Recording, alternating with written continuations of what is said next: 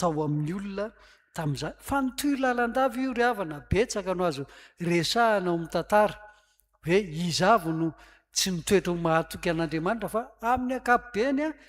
dia maro mba tsy olazaina hoe ny olona rehetra rehefa tena zoina rehefa tena raha ny tantarany a dia tsy nisy tena nitoetra ho nahatoky fa nivily nandeha tany amin'ny lalana zay tsy tokony izorany avokoa ary rehefa amonjy azy Andriamanitra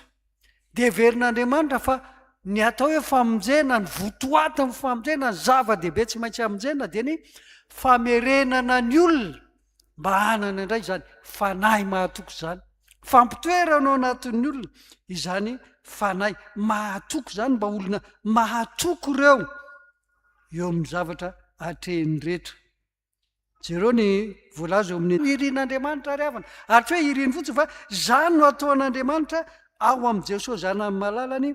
manamboatra sy manavao ny fanan'ny olona hananany zany a fiaina